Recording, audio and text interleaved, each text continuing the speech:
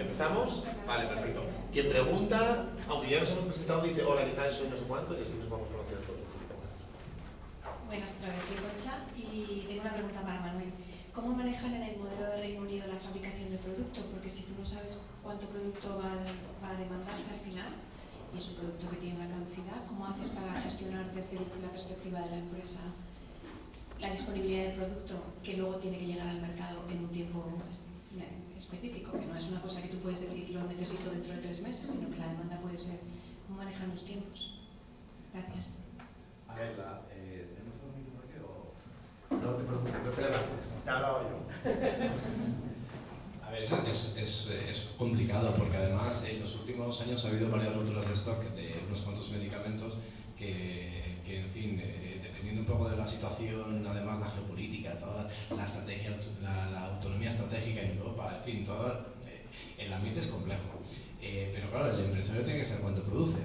Entonces, yo creo que lo que tiene que hacer es hacer una estimación de la demanda que va a tener y producir tirando con esto, teniendo en cuenta, en el caso de los antibióticos, que muchas veces no se va a utilizar. Pero es que da lo mismo porque para eso están los modelos de suscripción en los que, oye, lo mismo que pasó con las vacunas. ¿Cuántas vacunas se compraron que no se usaron? Pero no pasaba nada porque lo que importaba era que tú sabías que tenías el acceso a la vacuna, ¿no? Entonces, ¿que produces de más? Pues sí, produces de más. Luego, cuidado, no produzcas demasiado de más porque vas a dejar de tener beneficios, claro.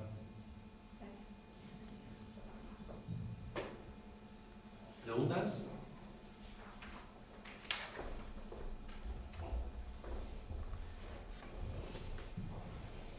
Hola, bueno, mi nombre es Sonia Gil, que me he presentado antes. Mi pregunta era para Raquel. Bueno, creo que... Hola.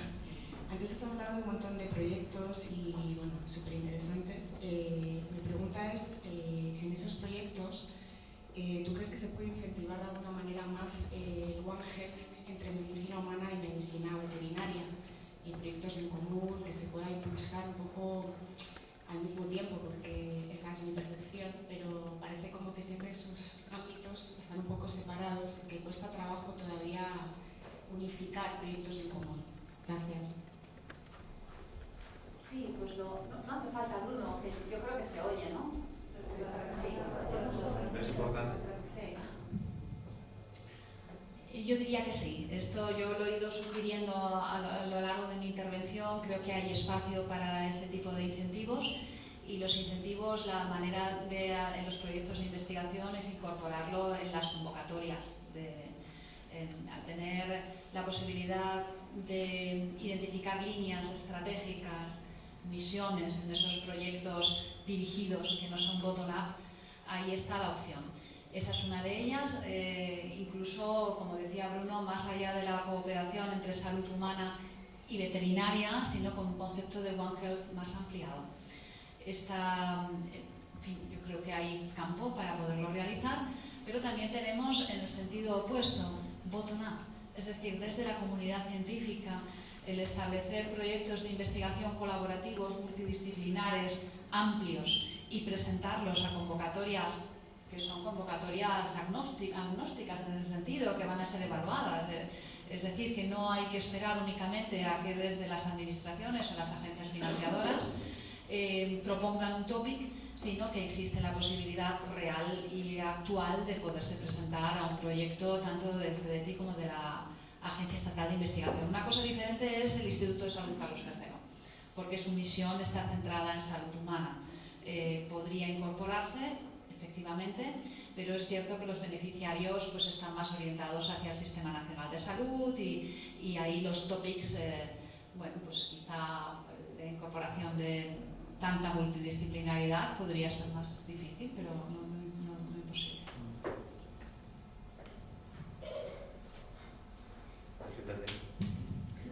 Antonio López, de la Agencia Española de Medicamentos y Productos Sanitarios. Ha ido Rafa, pero es para Manuel, es una pregunta, no sé si complicada. ¿Cómo se puede estimar el coste real del desarrollo de un antibiótico? Porque las cifras son muy variables. Y luego, si se podría establecer lo que es un beneficio industrial justo en todo eso. Me refiero, Hay iniciativas push, público-privadas para estimular el desarrollo de los antibióticos. Habrá pull para fomentar y hacer un mercado desvinculado del volumen de ventas. Pero ¿qué se consideraría un beneficio justo para que fuera atractivo para la industria? Porque no se trata de ganar dinero infinitamente. Me refiero a un problema que ponemos que es de orden de salud pública, que es necesario. Bueno, para cualquiera de los dos, que es justo. Justo depende de tu necesidad. Entonces, bueno, vale. No, es verdad. Entonces, no lo estamos desvinculando solo del volumen de ventas, estamos también... A ver, yo entiendo el punto de vista de la industria, pero si se trata de hacer un esfuerzo global, igual que se hizo con el COVID, yo entiendo que como mínimo se deben de cubrir los gastos de investigación y desarrollo, como mínimo se tiene que ganar dinero, porque si están dedicando su infraestructura a desarrollar un antibiótico no están dedicando a otras cosas, pero hay que llegar a un punto de encuentro donde no todo valga, porque la necesidad está ahí, pero que sí que cubramos la necesidad. Entonces no sé dónde está, porque la discusión de los bonos transferibles en Europa está ahí encima, se estima en 400 y pico millones de euros, luego se han rebajado un poquito la tasa justa que tiene que aportar Europa en el desarrollo. Si todas las grandes regiones del mundo se ponen de acuerdo, ¿hasta qué cantidad habría que llegar para garantizar en esos 10 años, con una suscripción, más el bono, etcétera, un beneficio industrial razonable para la industria?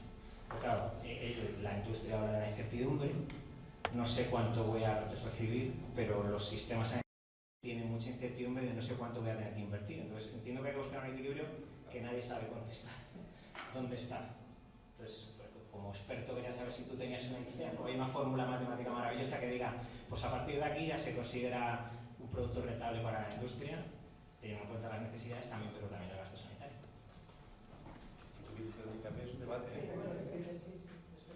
A ver, desde luego, yo creo que esa es una de las preguntas más interesantes que se pueden hacer ahora mismo, ¿eh?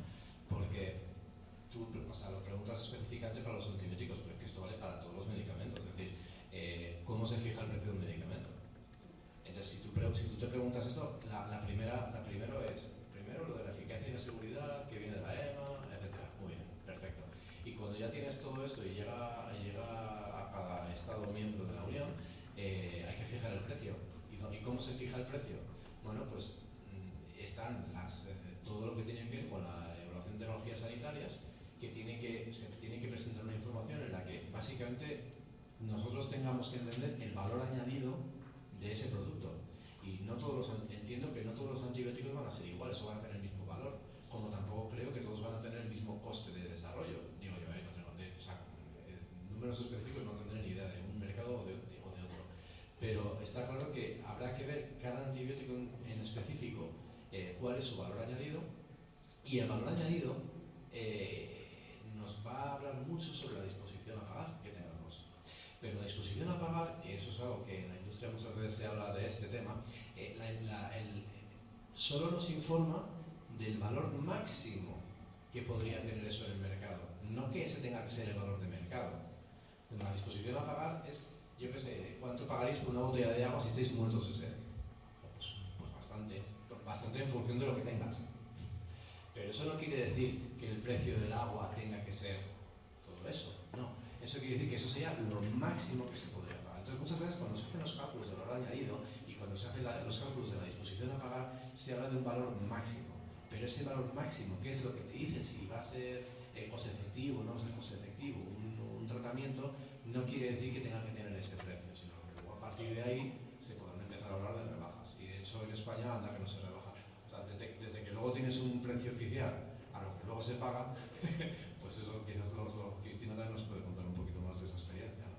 Pero vamos, que yo no puedo decir, no sé cuánto cuesta, porque cada antibiótico va a ser diferente, pero lo que sí que me importa es cuál es el valor añadido, y eso nos va a decir básicamente cuál es el tope que tendría. Pero el tope no es el precio, ¿vale? Sí, no, sobre esto de la disposición a pagar y sobre el incentivo que se está trabajando en Europa, que creo que a estas alturas, si preguntas en el sector farmacéutico, de lo que teníamos inicialmente, ¿no? Como una declaración de intenciones, de que tengo esta necesidad, tengo tiempo de planificar un buen incentivo, cosa que no nos ocurrió durante el COVID. En el COVID, cuando existían las vacunas, hubiéramos pagado lo que fuera.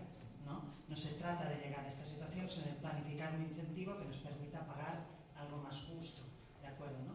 Pero el incentivo que se está planteando en este momento en Europa tiene tanta letra pequeña que ya no es incentivo. Entonces, la reflexión es, ¿de verdad tenemos y vemos esta necesidad? Porque yo no me lo creo. Yo creo que hablamos de esto, pero no nos creemos que realmente este es un problema. Porque si fuera así, no estaríamos hablando de estos detalles. Y estaríamos viendo que realmente la industria no se está moviendo. No se está moviendo. Es un problema muy importante para los que trabajamos con antibióticos. Nos preocupa. ¿Por qué estamos dispuestos a pagar grandes cantidades de dinero por un quimioterápico que te va a prolongar la vida durante 6 meses, quizás, pero un antibiótico que usado 3 días que te va a salvar la vida, no estamos dispuestos a pagar más de 20 euros? Entonces no sé cómo hay una fórmula que nos pueda permitir convencer a alguien, he entendido todas las incertidumbres seguramente, pero nosotros decimos, ¿cómo es posible? ¿Sabes? Que realmente algo que te va a salvar la vida, entonces podemos de alguna forma intervenir, convencer, ¿qué fórmula hay? ¿O es pedagogía? ¿O es historia? ¿O es toda la incertidumbre? ¿O hay algo más que podamos hacer? Pues nos desespera un poco cuando decimos, de verdad, ha habido una empresa que sacó un antibiótico nuevo en el mercado, no antibiótico nuevo, un derivado de los aminoglucósidos, la plazomicina, y se arruinó. O sea, empezó a vender, ¿sabes? Demasiado barato, no está, estaba dispuesto a pagar un poquito más, o ni siquiera un poquito. Entonces, ¿hay alguna fórmula? O sea, ¿nos podéis ayudar a convencer al policy maker que diga, realmente necesitamos los antibióticos? Hay que pagar al gerente del hospital, que cuando vas a trabajar más de 50 euros en la UTI, dice, te está veniendo arriba, ¿qué tal? ¿Sabes? Entonces, algo falla en la percepción social, y que no sé si es algo que en lo que podemos influir o podemos cambiar o no. Necesitamos una estrategia digital, de comunicación.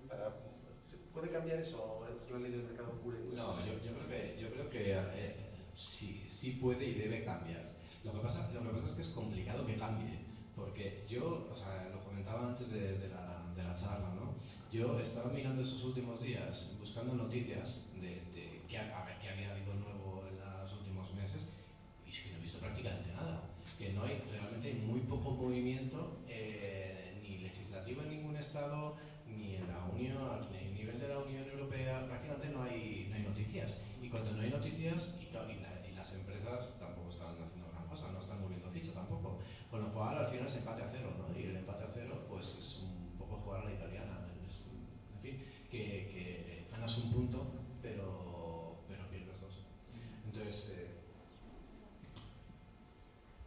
yo creo que aquí, yo no sé de comunicación, pero todo el mundo tiene a su lado a alguien que tiene cáncer y la gente lo entiende muy bien. Poca gente tiene a alguien que ha estado en una UBI o que su hijo ha estado en una UBI y no ha tenido un medicamento y ha fallecido o ha tenido una complicación grave. Por tanto, el visibilizar esos casos creo que puede ser, y medir, siempre medir. Luego hay otra cuestión, y es que estamos, como decía Cristina, estamos preparando lo que va a venir.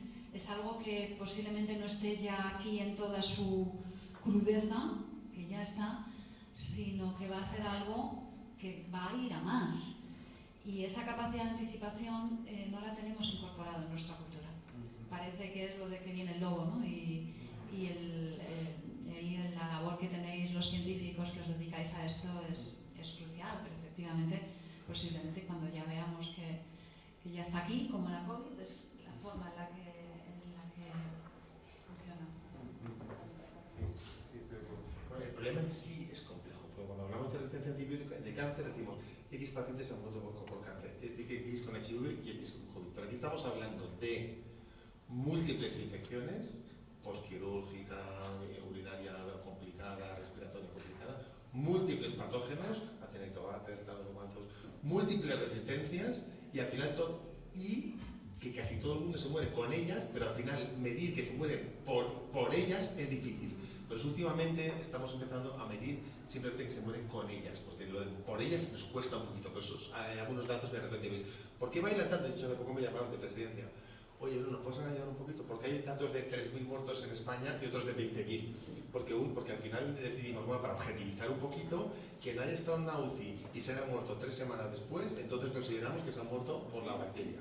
Y si no, pero hay que intentar objetivizar un poquito porque no es imposible medir quién se ha muerto realmente por la última sepsis, por el último tal, etc.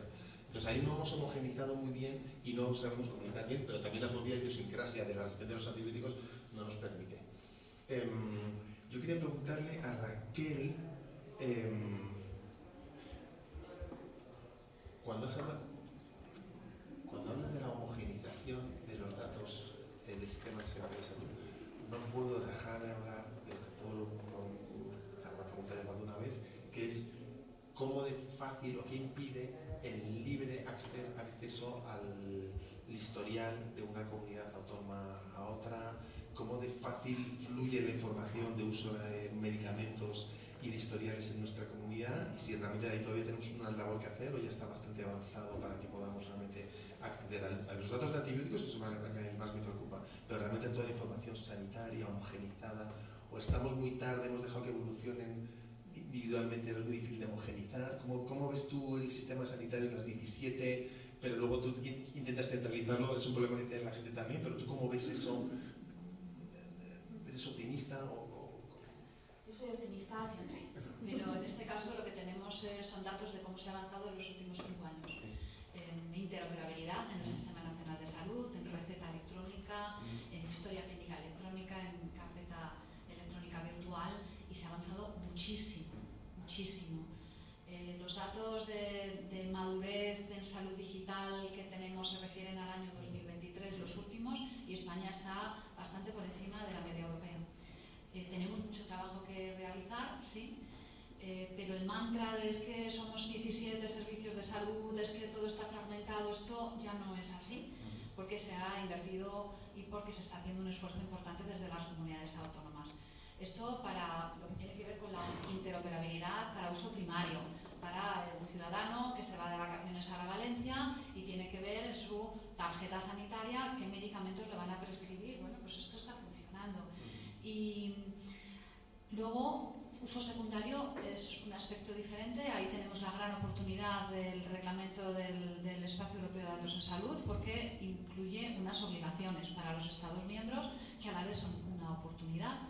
Y vamos a tener no un lago de datos ni una piscina donde esté todo revuelto. Esto yo creo que a veces se ha malinterpretado, sino que vamos a identificar qué casos de uso son muy relevantes, tanto desde el punto de vista científico como sanitario, y ahí vamos a trabajar. Y el ejemplo de que el primero, uno de los dos primeros, sea prescripción de antibióticos en el Sistema Nacional de Salud, vamos a tener los datos. Yo creo que además esto en breve, porque bueno, pues es cabeza de lanza. Por tanto, optimista. Tenemos herramientas tecnológicas que nos permiten que, aunque la arquitectura de historia clínica electrónica en cada hospital, en cada comunidad, sea diferente, puede haber capas por encima que permitan homogeneizar y estandarizar los datos de manera que los podamos compartir. Antes lo de los sistemas y los proveedores de historia clínica electrónica era un problema grave, tecnológico, y esto ya no lo es. Con lo cual, muy optimista, y lo vamos a ver, va a ser una revolución. Gracias. ¿Alguien? Sí. Hola, yo soy Julia de la agencia y mi pregunta es para Manuel. Y es que a lo mejor eres conocedor de uno de estos incentivos pool que se generó desde la Comisión Europea sobre antibióticos, en el que a condición de que una compañía comercializara en todos los países, todos los Estados miembros, un determinado antibiótico, pues se comprometía a financiar una primera parte de ese gasto, ¿no? Como el mismo esquema con Suecia, pero quien pagaba era la Comisión. Entonces, ese programa no tuvo éxito. No sé, al final los que se presentaron pues no eran de todo a lo mejor, pues esos incentivos que se prometían no eran de todo, pues no sé, golosos para las empresas. Entonces, me pregunto un poco pues tu valoración. Si sabías de este caso y por qué crees que falló y cómo se puede mejorar para la próxima si se vuelve a intentar hacer. O sea, en el que el pagador sea la Comisión Europea, ¿no? Que eso debería ser como bastante garantizado. para la empresa. Sí, yo creo que el éxito o fracaso depende del incentivo económico que tenga más que de quién le llegue el dinero. Entonces, supongo que tener de fiador a la Comisión es más que tener a, yo que sé, a un Estado de los pequeñitos de la Unión. Pero en cualquier caso, yo creo que lo que importa es las cantidades.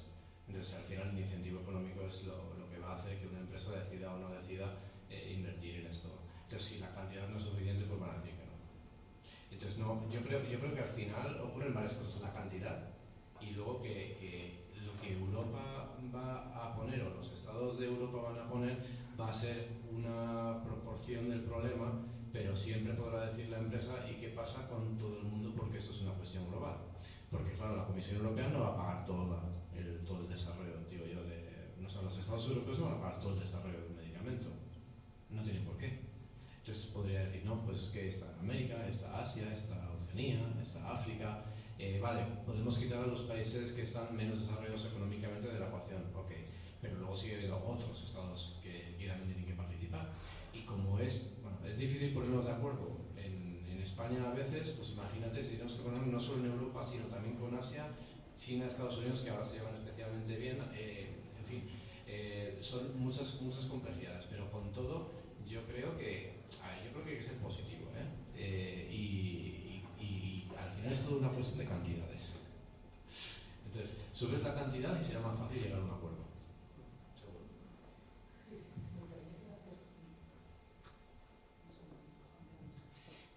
No, tengo la sensación, cuando hablamos de la industria farmacéutica, cuando se hacen conversaciones de este estilo, como si la ambición fuera desmedida o como si nada fuera suficiente. Un gerente de un hospital tiene un objetivo de gestionar un presupuesto, contratar recursos humanos, tener unos resultados en salud que no medimos, damos por sentados, etcétera, etcétera. Y este señor, este es su objetivo y es lo que tiene que levantarse cada día y hacer.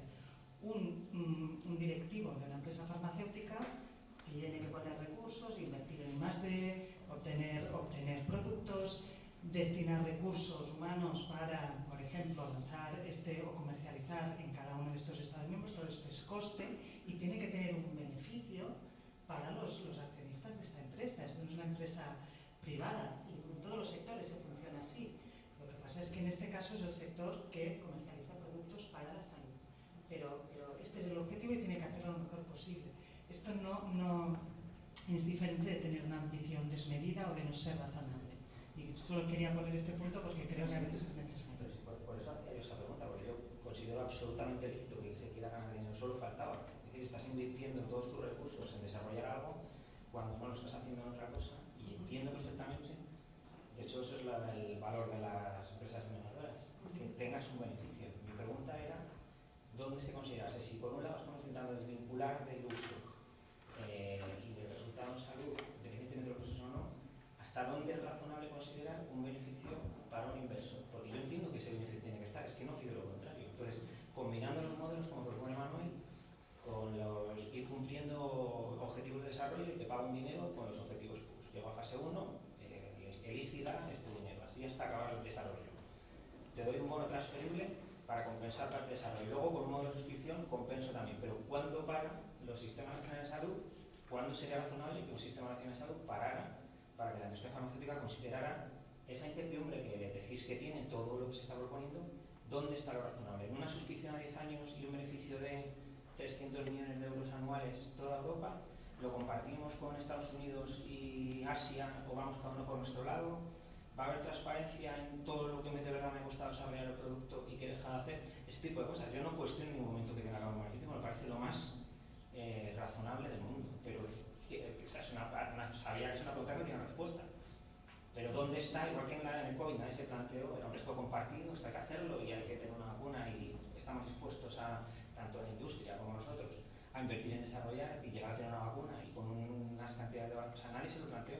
Pues ahora, como hay más tiempo, yo creo que sí es razonable decir dónde está para un inversor, por ejemplo, el beneficio razonable para que ahí, y te diga la Unión Europea, Japón y Estados Unidos, estamos dispuestos a que ganéis en 10 años 2.000 millones de dólares entre las 3 regiones. Y a partir de ahí, pues entre algo similar, o sea, o en 3.000 o en 5.000. Es donde tengo yo la duda, no es fácil. Yo dónde está realmente ese beneficio. Pues una cuestión de salud pública y solidaria, pues hombre, ahora que entiendo, sé que hay necesidad por parte del sistema de salud de antibióticos, pero si todos vamos a ser solidarios, tampoco. O sea, intentemos que el beneficio sea un poco acorde al esfuerzo de todas las partes. Esto sé que es mucho de Cristina, pero me explico que yo es justo lo que necesito saber. Durante el COVID, la vacuna en un momento de necesidad podría haber sido lo que quisiera ser. Y no fue así. Yo creo que fue razonable. Hay algunas empresas que se comportan de una manera, otras de otra, pero creo que al final fue una situación razonable y de corresponsabilidad, ¿no? Sí, exacto. Dos comentarios respecto a esto. Uno, en el diseño de estos incentivos sería necesario que más allá de proponerlos desde una parte se construyeran juntos, probablemente mucho más de lo que se está haciendo. Y dos, en realidad hay algo que tenemos que reconocer, que es que desde la parte pública la planificación a medio plazo nos cuesta. A corto plazo funcionamos muy bien, pero a medio plazo nos cuesta creernos que esto es un problema de salud pública de primer orden y por lo tanto necesitamos una inversión grande en este sector. Nos cuesta, pues no sé, espero que esto irá llegando probablemente más pausado hasta un día que nos demos cuenta de que realmente es un problema gordo y hay que atajarlo. Entonces vendremos con las prisas y pagaremos probablemente más porque no nos lo habremos creído antes. Entonces la planificación a medio plazo hacemos mal. Mejorable.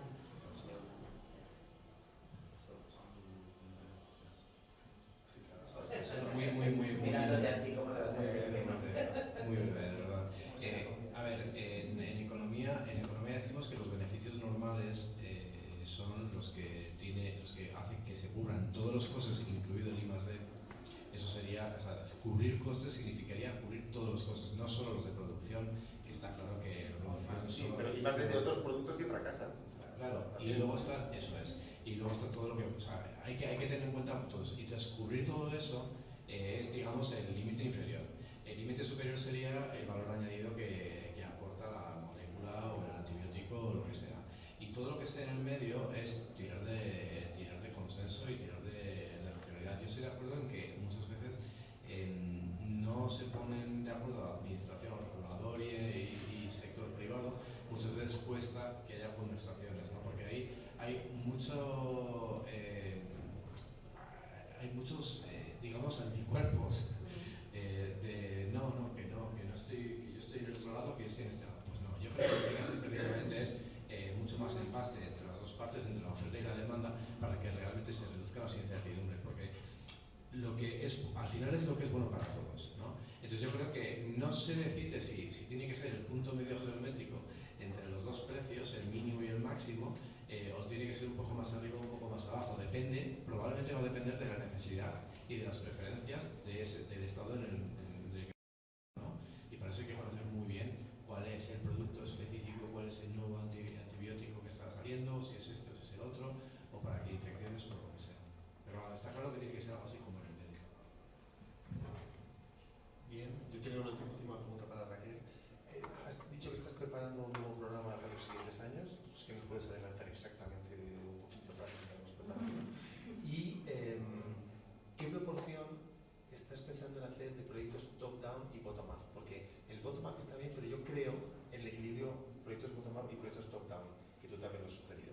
Los proyectos top-down son los que realmente dirigen la sociedad hacia unos caminos que antes individualmente no se había atrevido a hacer y que estratégicamente permiten hacerlo. Entonces no sé si estás pensando en alguna forma de equilibrio bottom-up, top-down, y si nos puedes adelantar un poquito en qué dirección va a ir, o si va a ser más agentes para la investigación, si va a ser más transdisciplinar, cómo lo estás intentando plantear para que nos preparemos los investigadores. Pues aquí bueno, sobre todo que no lo estoy haciendo yo. Eso es lo más importante, lo está diseñando la alianza del PERTE y sobre todo ahora en esta fase el grupo de trabajo interministerial. Es una agenda estratégica que continúa con algunos de los objetivos que proyecté en la diapositiva e incorpora otros y amplía. Aún estamos viendo qué instrumentos,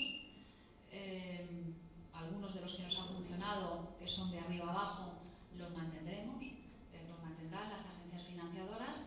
El PERTE no incluyó prácticamente nada bottom-up, porque es lo ordinario, ¿no? Lo que incluimos fueron acciones adicionales.